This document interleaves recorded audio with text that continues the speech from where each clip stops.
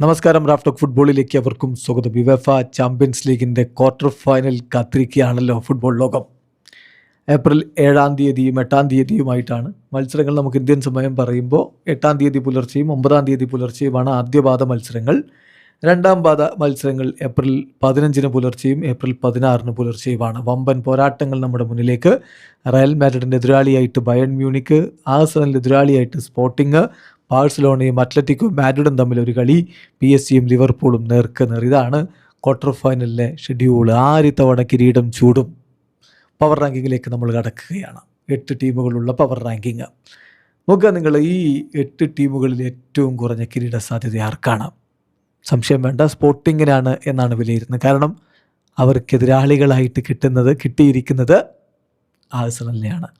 Bodo Klimt എന്ന അത്ഭുത പ്രകടനം നടത്തിയ നോർവീജിയൻ ക്ലബിനെ ആദ്യ പാദത്തിൽ തോറ്റിട്ടും രണ്ടാം പാദത്തിൽ തിരിച്ചടിച്ചുകൊണ്ട് വിജയിച്ചു വന്നിരിക്കുകയാണ് സ്പോർട്ടിങ്. പക്ഷേ ആഴ്സണലിൽ അവർ വീഴ്ത്തുമോ എന്നുള്ളത് കണ്ടറിയേണ്ട കാര്യമാണ്. അത്ര എളുപ്പമുള്ളതല്ല. അവർക്ക് ആകെയുള്ളൊരു സാധ്യത എന്ന് പറഞ്ഞാൽ ലിസ്ബണിലിട്ട് ഒന്ന് വിരട്ടണം ആഴ്സണലിനെ. ആ വിരട്ടലിൽ അവർ വിരണ്ടാൽ മാത്രം എമിറേറ്റ്സിൽ പിടിക്കാം. സാധിക്കുമോ? സാധ്യത കുറവാണ്. അതുകൊണ്ട് 8-ാം സ്ഥാനത്ത് അവർ വരുന്നു. 7-ാം സ്ഥാനത്ത് ലിവർപൂള്. PSG വേഴ്സസ് ലിവർപൂളാണ് ക്വാർട്ടർ ഫൈനലിലെ പോരാട്ടം. അതവർ കടന്ന് മുന്നോട്ട് പോകുമോ എന്നുള്ളത് കണ്ടറിയണം. ഇപ്പോൾ PSG-യെ സംബന്ധിച്ചിടത്തോളം അവർ ഗോൾ വർഷം നടത്തിയിട്ടാണ് വരുന്നത് ചെൽസിക്ക് മേൽ. ലിവർപൂൾ ആവട്ടെ ഒരു ദ്വിപാദ പോരാട്ടത്തിലൊക്കെ PSG-യെ തോൽപ്പിക്കാൻ മാത്രമുള്ള ഒരു കൺസിസ്റ്റൻസി സീസണിലെ പ്രകടനത്തിൽ കാഴ്ചവെച്ചിട്ടുമില്ല. പക്ഷെ നമ്മളൊരിക്കലും ലിവർപൂളിനെ എഴുതിത്തള്ളുന്നില്ല. എന്നാലും സാധ്യത കുറവാണ് എന്നത് സമ്മതിച്ചേ പറ്റൂ. 6-ാം സ്ഥാനത്ത് അത്ലറ്റിക്കോ മാഡ്രിഡിനെ സംബന്ധിച്ചിടത്തോളം ടോട്ടനാം ഹോട്ട്സ്പറിനെ വീഴ്ത്തിയിട്ടാണ് അവർ വരുന്നത്. രണ്ടാം പാദത്തിൽ ടോട്ടനം വിജയിച്ചെങ്കിലും അഗ്രിഗേറ്റ് വിജയം അത്ലറ്റിക്കോ മാഡ്രിഡിനായിരുന്നു. അത് ആദ്യ പാദത്തിൽ 5-2 ഗുണമാണ് അവർക്ക് ഗുണകരമായിട്ട് മാറിയത്. പക്ഷേ ക്വാർട്ടർ ഫൈനലിലെ എതിരാളി FC ബാഴ്സലോണയാണ്. എന്ത് ബാഴ്സ? കോപ്പ ഡെൽ റേയിൽ പണി കൊടുത്തു വിട്ടതല്ലേ എന്ന് സ്വാഭാവികമായിട്ടും അത്ലറ്റിക്കോ മാഡ്രിഡിൻ്റെ ആരാധകർ ചിന്തിക്കും. പക്ഷേ ക്യാമ്പ് നൗവിലൊക്കെ ഇപ്പോൾ ബാഴ്സ കളിക്കുന്ന കളിയുണ്ടല്ലോ. ഇന്നലെ റഫീഞ്ഞ പറഞ്ഞതാണ് അതിൻ്റെ ശരി. ക്യാമ്പ് നൗവിൽ ആരാധകർ ഇങ്ങനെ ഞങ്ങളെ പിന്തുണക്കുമ്പോൾ എതിരാളികൾക്ക് ഞങ്ങളെ പരാജയപ്പെടുത്തുക എന്നുള്ളത് നടക്കുന്ന കാര്യമല്ല എന്ന്. വല്ലാത്തൊരു സ്റ്റേറ്റ്മെൻറ്റാണത്.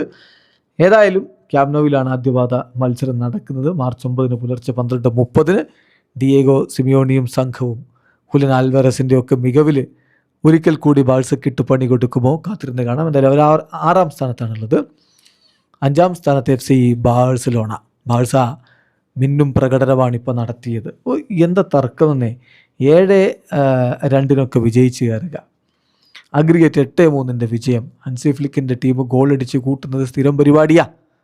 പക്ഷെ ഡിഫൻസിൽ ചില പ്രശ്നങ്ങളുണ്ട്.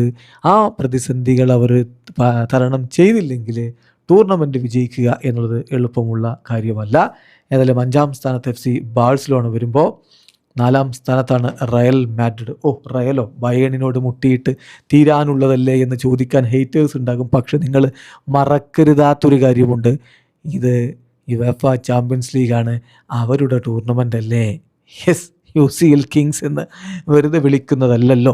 എത്രയൊക്കെ പ്രതിസന്ധികളിലൂടെ കടന്നു പോകുന്ന ഘട്ടത്തിലാണ് അവർ സിറ്റിക്കിട്ട് പണി കൊടുത്തത്. യൂറോപ്പിലെ ഏറ്റവും മികച്ച സ്ക്വാഡുകളിൽ ഒന്നല്ലേ സിറ്റിക്കുള്ളത്. എന്നിട്ടും ആ സിറ്റിക്കിട്ട് അവർ പണി കൊടുത്തിട്ടുണ്ടെങ്കിൽ ആർക്കെതിരെയും അവർക്ക് പണി കൊടുക്കാൻ പറ്റും. ഹോസെ മൊറീഞ്ഞോയെ UCLിൽ നിന്ന് പുറത്താക്കിയില്ലേ ആൽവാരോ അർബിലോവ. പെപ് ഗാർഡിയോളയെ UCLിൽ നിന്ന് പുറത്താക്കിയില്ലേ ആൽവാരോ അർബിലോവ. അടുത്തത് വിൻസെൻ്റ് കോമ്പനിയുടെ ഊഴമാണോ എന്നുള്ളതാണ് അറിയേണ്ടത്. പക്ഷേ നിലവിലെ ഫോമും കാര്യങ്ങളും ഒക്കെ വെച്ച് നോക്കുമ്പോൾ ബയേണിന് തന്നെയാണ് മുൻതൂക്കം. റയലിന് ഒരിത്തിരി പാടുപെടേണ്ടി വരും. 3-ാം സ്ഥാനത്ത് പാരീസ് സെന്റ് ജെർമൻ. പാരീസിനെ സംബന്ധിച്ചിടത്തോളം കഴിഞ്ഞ വർഷത്തെ അതേ മികവ് ഇപ്പോഴുണ്ടോ എന്നുള്ളൊരു ചോദ്യമായിരുന്നു. പക്ഷേ ചെൽസിക്ക് മേൽ അവർ നടത്തിയിട്ടുള്ള ഗോൾ വർഷം നിങ്ങൾ കണ്ടില്ലേ. തീർച്ചയായിട്ടും അവർക്ക് സാധ്യതകളുണ്ട്. ഇപ്പോൾ നമ്മുടെ പവർ റാങ്കിങ്ങിൽ അവർ ഈ ഒരു സ്ഥാനത്ത് വരുന്നത് വെറുതെയല്ല. 2-8 വിജയമാണ് അവർ അഗ്രിഗേറ്റിൽ ചെൽസിക്ക് മേൽ നേടിയിട്ടുള്ളത്. PSG-യുടെ ഏറ്റവും വലിയ കരുത്ത് മറ്റാരുമല്ല, അവരുടെ കോച്ച് ലൂയിസ് എൻട്രിക്ക് തന്നെയാണ്. പിന്നെ സൂപ്പർ താരങ്ങൾ കിച്ചക്കാരുടെ സ്കേലിയ, ബ്രാഡ്ലി ബൾക്കോള എന്നിവരൊക്കെ മികച്ച ഫോമിലാണ്. ഓസ്മാൻ ഡംബലെ ഫിറ്റ്നസ് ഇഷ്യൂസ് ഉണ്ടെങ്കിലും ഈ സീസണിൽ കിട്ടുന്ന അവസരങ്ങളിലും അദ്ദേഹം നന്നായി കളിക്കുന്നുണ്ട് എന്ന കാര്യം കൂടി ഓർക്കണം. സോ PSG നമ്മുടെ പവർ റാങ്കിൽ 3-ാമത് വരുമ്പോൾ 2-ാമത് ബയേൺ മ്യൂണിക്ക് ഗോൾ വർഷമാണ്, ഗോൾ മഴയാണ് ബയേൺ പെയ്യിച്ചുകൊണ്ടിരിക്കുന്നത്.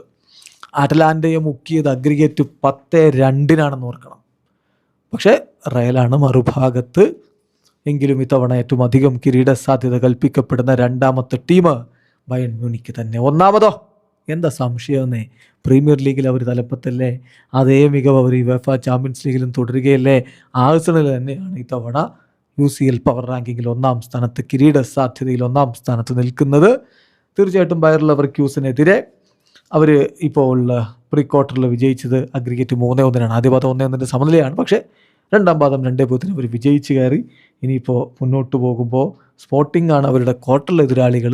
അവരെയും മറികടന്ന് സെമിയിലേക്കും അവിടെ നിന്ന് ഫൈനലിലേക്കും അതിനുശേഷം കിരീടത്തിലേക്കും പോകും ഗണ്ണേഴ്സ് എന്ന പ്രതീക്ഷയിലാണ് ആരാധകരും കാത്തിരിക്കുന്നത്. അപ്പോൾ നമ്മുടെ ഏറ്റവും പുതിയ പവർ റാങ്കിൽ 1-ാം സ്ഥാനത്ത് Arsenal, 2 Bayern Munich, 3 Paris Sen German, 4 Real Madrid, 5 FC Barcelona, 6 Atletico Madrid, 7 Liverpool, 8 sporting. നിങ്ങൾക്ക് വ്യത്യസ്ത അഭിപ്രായങ്ങളുണ്ടാവും, കമൻറ്റ് ബോക്സ് രേഖപ്പെടുത്തിയ വീഡിയോസ് അയക്കുന്നു.